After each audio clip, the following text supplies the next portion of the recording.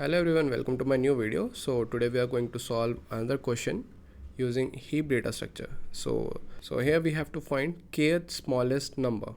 You have given a particular number and you have to find like at that position which number is going to be there. So suppose I have to find the smallest number. So if I sort this one in increasing order 0, 3, 4, 7, 10 and 20. So kth smallest number is going to be 4.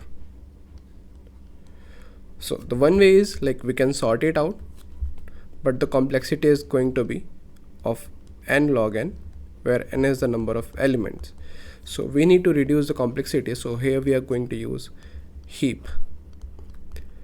In particular, we are going to use min-heap. So let's see how it's going to work. So this is the minimum heap where I'm going to store all the values of this array. So the first one is 7, then 10, 4, 3, 20 and 0. So as you know, if I remove the top element from the minimum heap, it's going to be the smallest number. I already pushed all the values inside the heap. So what we have to do, we have to remove k minus 1 element from this heap. So when we return the top element from the heap, it's going to be the kth smallest number because we already removed k minus 1 elements from the heap. Let's start. So suppose here the value is 3. So we have to remove only 2 elements from this heap. The first smallest element is going to be 0, right? I remove this element. Second smallest number is going to be 3. I remove this element. Now if I put it here, like it's going to be like 4, 20, 10 and 7. Now if I print the top element, it's going to be 4. So if it's going to be like this, min-heap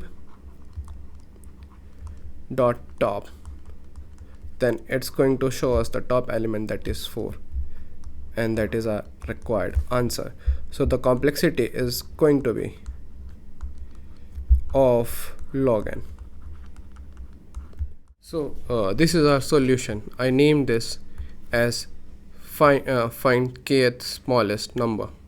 Okay, this is the name of my function, and here I'm initializing the main heap, and in this step I have pushed all the elements into main heap, and here I'm removing only k minus 1 elements from the heap, so that when I return the top element, it's going to be the kth element. That's all guys. Thank you so much for watching this video.